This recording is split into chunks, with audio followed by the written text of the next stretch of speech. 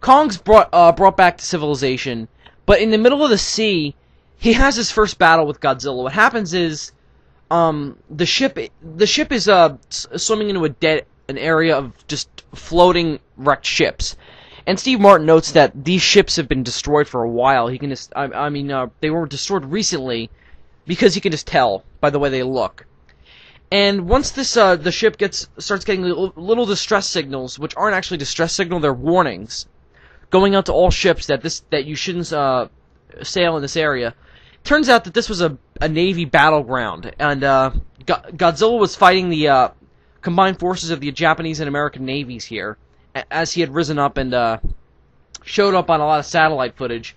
So that both navies are just trying to keep him out to sea and keep him from going near any land masses. So what happens is the ship floats into waters where Godzilla was fighting the Navy, and they don't think Godzilla's still there. But we have this really atmospheric and totally creepy scene where we start hearing giant splashes, and everyone just thinks it's the ship's going down, but it turns out that it's Godzilla following the ship, interested in what they're dragging, a giant raft with Kong on it, who's knocked out. So what happens is Godzilla eventually just rams into the ship underwater, and they know it's Godzilla because they have these underwater radars and cameras that just show them it's Godzilla. And he rams the ship with his spines on his back and almost sinks it. But what happens is they realize that they can probably get away from this area quicker if they drop Kong. So some of the crew members, including Steve Martin, who's escaped from his captivity, want to just destroy the raft, or just detach it from the ship so that way they can leave it behind and just get out of there quicker, because of course Kong is dragging the ship down. So Godzilla eventually just comes out of the water and starts roaring and just starts splashing the water with his tail. The idea is, of course, that he's being territorial. I wanted this Godzilla to be very animalistic, yet also have some kind of humanism to him, where he's not a dumb animal. He has this. It almost looks like he's making plans behind his eyes. And the whole point here is that Godzilla is, of course, being territorial and sees this other giant monster in his territory that he's claimed with all these destroyed ships. And Kong is still knocked out, but what happens is, once they detach the wires from the ship, Kong wakes up. And Godzilla blows the raft up, and everyone thinks that Kong's dead, but of course what happened is he just got knocked into the water, and he may be hurt, but he's not dead. And what happens is him and Godzilla start fighting in the water.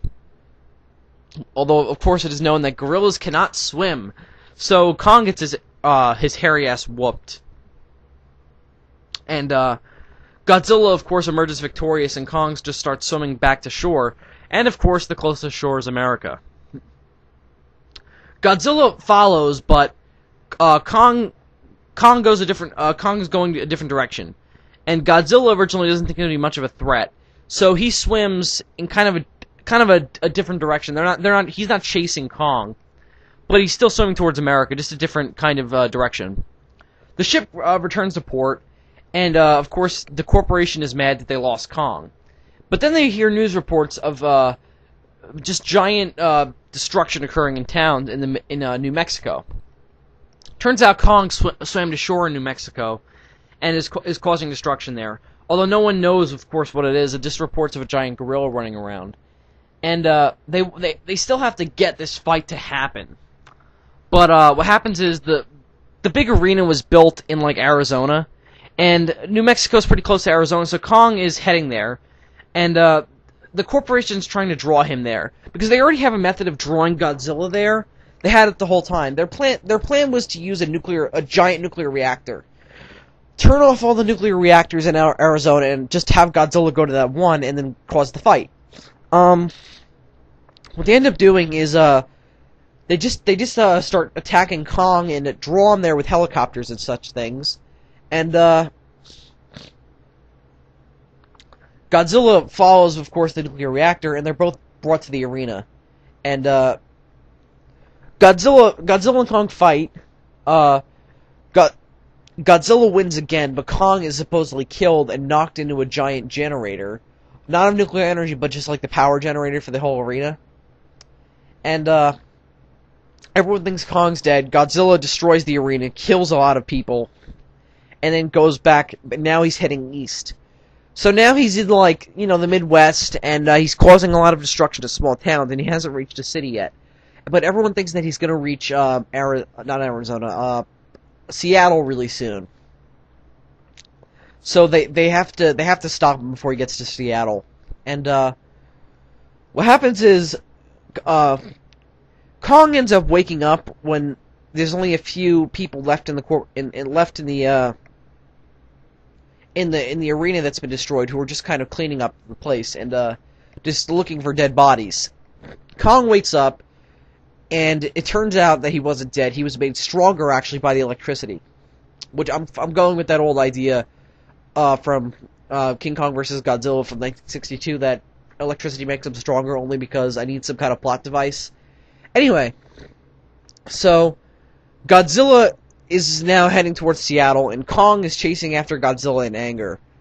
And they both fight. Their last fight is in Seattle. I had 3 fights in this movie only because I thought that there wasn't enough fights in the original. And they're both throwing each other into buildings, and there's fire, and it's just awesome. And what happens is Godzilla's heavily damaged, but in the end ends up killing King Kong. And it just plays into the idea that while nuclear energy is bad, it's also good in that it's the strongest weapon that we've ever created. And Godzilla is still representing nuclear weapons, and Kong is supposed to represent these ecologically friendly weapons and technology. That while it's better for the environment, nuclear energy is still the better alternative, and that we need to keep looking for different alternatives. In this case, we're looking for different alternatives to kill Godzilla, but really we're looking for different alternatives in reality to get rid of nuclear weapons. And Kong is killed, and the body is taken in by the corporation. But the corporation ends up getting what they wanted all along. The film ends with the corporation CEO picking up a jar labeled G-cells, and then the film ends. The final part of the trilogy is an apocalypse film.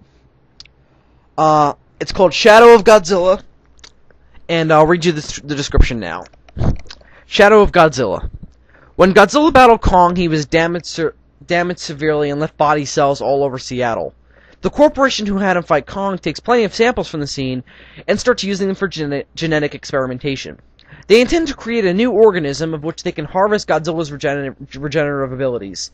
They accidentally create several deadlier monsters, one of which is a giant 3-headed beast called Ghidorah. Godzilla is attracted to their energy and ends up having to fight them all, including a final showdown with Ghidorah. In the end, I do intend to kill Godzilla. I don't know if I'm going to have Ghidorah do it, or if I'm just going to have some kind of giant nuclear explosion when the two just try to kill each other. But there's more than one other monster in this movie. Of course, Ghidorah is the central villain. And I changed Ghidorah's origin from a space monster to instead a genetic experiment gone wrong. So he's not that he's a clone of Godzilla, but he's the closest thing.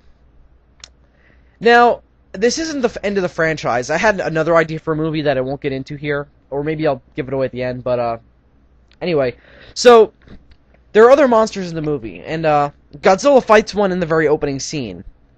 He fights Anguirus in the opening scene. Rodan is also in this movie. But I was fighting with myself whether or not to put Baragon into it, but I haven't even written this script yet, so maybe I'll have Baragon. I might actually make a little reference to Gigan, because while I think Gigan is silly, he's a cool monster, and he's one of Godzilla's strongest enemies. So I'm thinking maybe Gigan could be in the end, like, just a smaller fight. Like, maybe one of the experiments went really, really wrong, and they had to, just to keep it alive, put all these cyber parts on it. And that turned into Gigan. But I don't even know if I'm going to do that yet, so we'll see. Maybe Gigan will be in this movie, maybe he won't. So the main villain is, of course, Ghidorah, and the other monsters are Anguirus, Rodan, Baragon, potentially Mothra. I don't know if I might do Mothra in this movie. Probably not, but we'll see. Anyway, so the movie ends with Godzilla getting killed with a giant explosion with Ghidorah.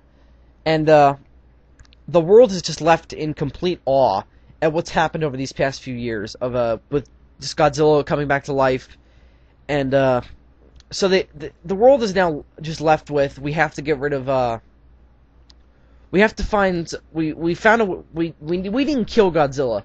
Godzilla basically killed himself. So now they're trying to find even harder. They're just trying to find ways that would not create another Godzilla or another monster like that. So I wanted the movie to end kind of optimistically, that maybe there's hope for our world. Maybe we're not always going to be faced with destruction. I'm someone who, I like to think I'm an optimistic person. I like to think that people can better themselves to not make the same mistakes over and over again. And I like to think that we can get over the mistake of creating Godzilla. And that's what my trilogy is about. So, thanks a lot for listening. I had one idea for a spin-off movie that wasn't a Godzilla movie called Operation G-Force, which would be just the world creating this giant military organization that might be a good alternative to fighting these monsters, which would have dealt with King Caesar, and an alien invasion. So, thanks a lot for listening. Zazubaar out.